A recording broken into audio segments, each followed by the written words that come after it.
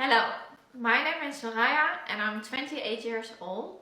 I live in the Netherlands and recently my euthanasia request for my mental suffering got approved.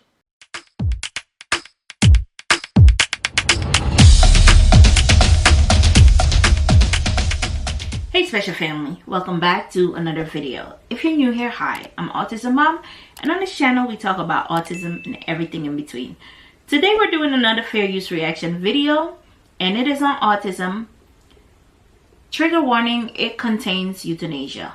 Let's take a look at the video. Hello, my name is Zoraya and I'm 28 years old. I live in the Netherlands and recently my euthanasia request for my mental suffering got approved. Zoraya is 28 and she expects to be euthanized in early May. She is one of a growing number of people across the West choosing to end their lives rather than live in pain.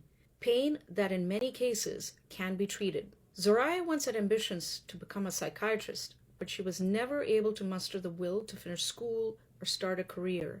She says she was hobbled by her depression and autism and borderline personality disorder. Now she was tired of living, despite, she said, being in love with her boyfriend, a 40-year-old IT programmer, and living in a nice house with their 2 cats.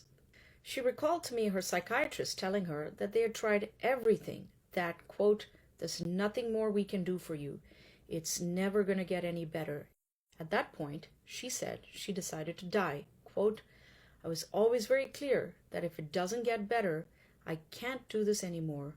In 2022, the most recent year for which there is data, Dutch officials recorded 8,720 cases of euthanasia, a 13.7% increase from 2021, when there were 7,666 cases. To put this in perspective, there were a total of 170,100 deaths in the Netherlands in 2022, meaning euthanasia cases comprised more than 5% of all deaths. Now, typically, when we think of people who are considering assisted suicide, we think of people facing terminal illness. But this new group is suffering from other syndromes, depression or anxiety exacerbated, they say, by economic uncertainty, the climate, social media, and a seemingly limitless array of fears and disappointments. I spoke to a healthcare ethics professor who served for a decade on a euthanasia review board in the Netherlands from 2005 until 2014.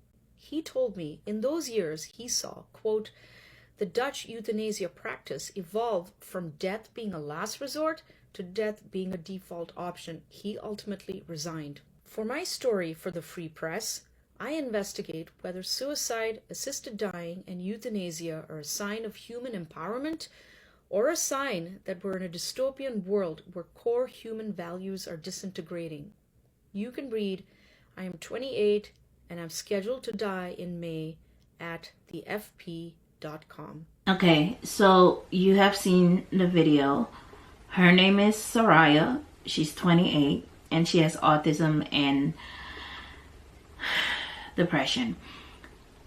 I'm not here to judge her. I'm not here to say what she should and should not do, because I live with depression and I know what it is to be in a constant dark pit.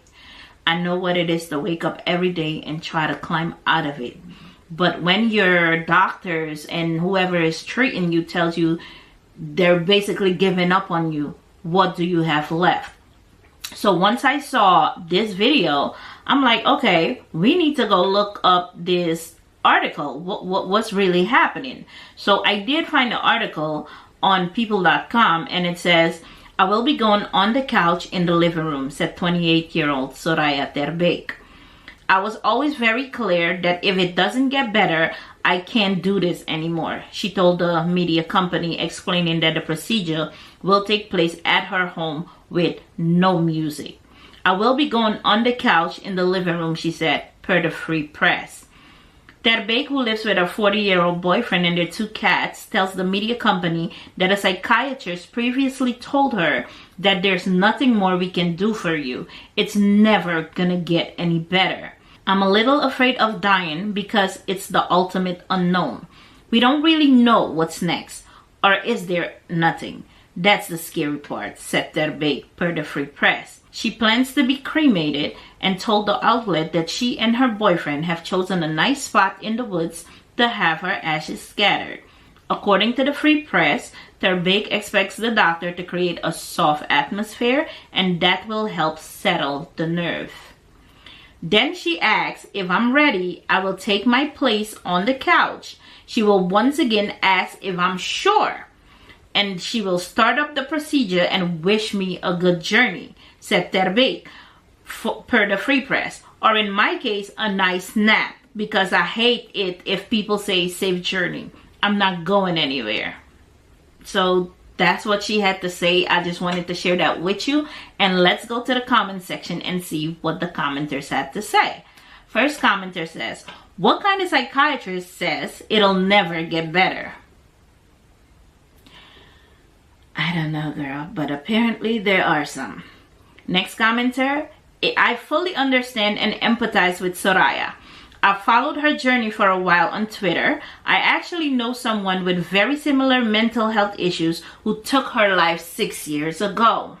Next commenter, I get it. Don't judge. It's not selfish. It's a reflection of how things are. The lack of help mental health treatment provide.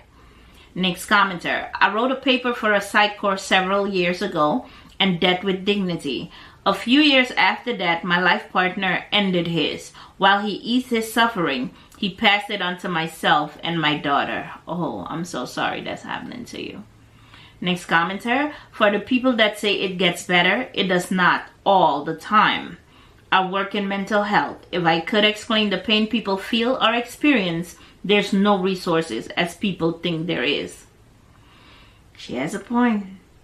Next commenter, my aunt applied for this with terminal bone cancer. Her bones were spiky. After being denied, she did it herself. After doing all she wanted, she was in her 30s. Wow. I'm sorry you lost your aunt. Next commenter, I wish this was available for me. We don't let animals suffer, but if it's a person, we have little compassion. Then again, it makes you wonder, how much can the doctor make on you if they keep your suffering going, or the hospitals? Next commenter, some people cannot escape the call of the void. Weird and interesting. I find myself in the middle of both sides, struggle with severe depression, however, also learning a lot to keep moving. Next commenter, I have bipolar disorder and ADHD. Bipolar disorder does get better with deep therapy. I'm 37 now and a lot better than I would have been in my 20s. Moods fluctuate so much with bipolar disorder and ADHD. Euthanasia shouldn't be allowed. Next commenter, the amount of judgment on these comments clearly from people living a very different reality. Next, the help she's had hasn't been good enough. It's not been the right help. This is so incredibly devastatingly sad. Next, the fact that some people think that depression can be treated don't know about the chronic cases where it's debilitating to the point of no quality of life. I've seen it. Next commenter, I get this. Meds stop working, therapy doesn't work, life becomes unbearable. I do this 100% if offered in the US. Next commenter, I wish more people understood. Not everyone can crawl out the dark hole. For some of us, it's never-ending torment. Therapy, meds can only do so much. We also want peace. Our version just looks different. Next commenter, this needs to be an option everywhere. My mom has Alzheimer's and cries to die every day and there's nothing to help. Wow. Next, geez, these comments are not it. Living with depression for all of your memorable life is damn hard. You keep telling yourself it's going to get better, keep going, and then it doesn't. Who wants to? Next commenter, she's already living in the Netherlands and I'm stuck here in the third world country hoping to move to Europe to get better. Which means to say, wherever I go, I will still suffer. Can't do this. Yeah, depression doesn't pick a place. It picks in here. Next commenter, I completely understand this. However, I think this opens the door for insurance companies using this to avoid paying for treatment and ultimately terminating their insurance plans when not used. Next commenter, I get it. Lifelong chronic severe mental illness is as painful as any of the physical conditions that get approved. I'm so tired of this life of suffering too. I got this story from this TikTok page and handle. Go ahead and give them a follow. Let me know in the comment section below what you think about this. And I'm not here to judge Zoraya. Living with a mental disability is not easy. Depression, oh honey, that's been the worst period of my life. So I'm not here to judge. I leave that to God. And let me know in the comment section below what you think, if euthanasia is an option in your book or not. Catch you in the next one. Bye.